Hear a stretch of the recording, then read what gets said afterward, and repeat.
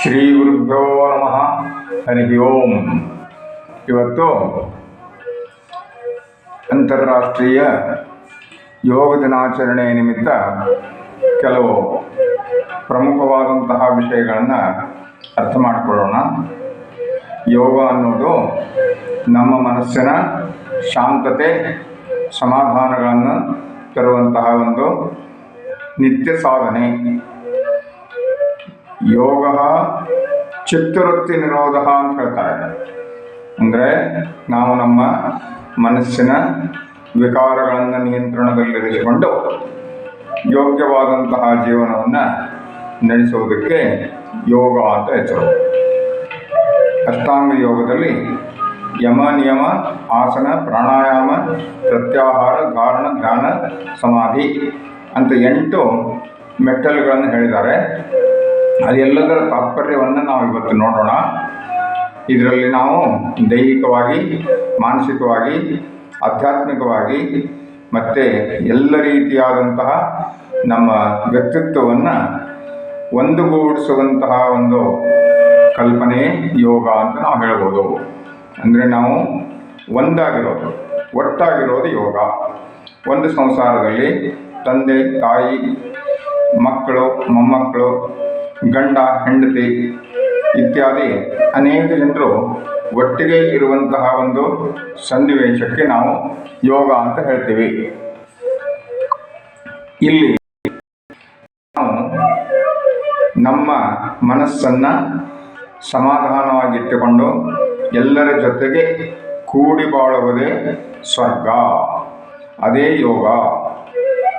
ಅದನ್ನು ರೂಢಿ ಮಾಡಿಕೊಳ್ಳೋದಕ್ಕೆ ನಾವು ನಮ್ಮ ಮನಸ್ಸನ್ನು ಅಣಿ ಮಾಡಿಕೊಳ್ಳುವುದು. ಆವಾಗ ನಮ್ಮ ಮನಸ್ಸಿನ ವಿಕಾರಗಳನ್ನು ಸರಿಪಡಿಸಿಕೊಂಡು ಚಿತ್ತವೃತ್ತಿ ನಿರೋಧ ಅಂತ ಹೇಳಿದ್ದಾರೆ. ಅಂದರೆ ನಮ್ಮ ಮನಸ್ಸು ಬೇರೆ ಬೇರೆ ಕಡೆಗೆ ಹೋಗುವಂಥದ್ದನ್ನು ತಡೆದು ಒಂದು ಕಡೆಗೆ ನಿಲ್ಲಿಸಿ ನಾವೆಲ್ಲರೂ ನಾವೆಲ್ಲ ಒಟ್ಟಿಗೆ ಇದ್ದೇವೆ ಅನ್ನುವಂತಹ ಒಂದು ತತ್ವದಲ್ಲಿ ಜೀವನ ನಡೆಸೋದು ಯೋಗ.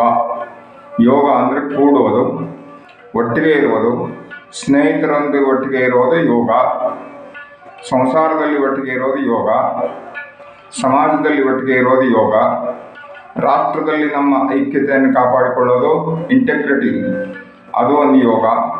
ಹೀಗೆ ನಾವು ವಿಶಾಲವಾದಂತಹ ದೃಷ್ಟಿಯಿಂದ ಯೋಗವನ್ನು ದಿನನಿತ್ಯ ಜೀವನದಲ್ಲಿ ಅಭ್ಯಾಸ ಮಾಡಿ ನಮ್ಮ ಜೀವನವನ್ನು ಪರಿಪೂರ್ಣಗೊಳಿಸುವ ಇದು ಅಂತಾರಾಷ್ಟ್ರೀಯ ಯೋಗ ದಿನಾಚರಣೆಯ ಒಂದು ಚಿಕ್ಕ ಸಂದೇಶ. ಯೋಗ ದಿನಾಚರಣೆ ಅಂದರೆ ನಾವು ಯೋಗವನ್ನು ಪ್ರತಿನಿತ್ಯ ಅಭ್ಯಾಸ ಮಾಡೋದು. ಯೋಗ ದಿನಾಚರಣೆ ಅಂತಂದರೆ ಯೋಗವನ್ನು ದಿನ ಆಚರಣೆ ಮಾಡುವುದೇ ಯೋಗ.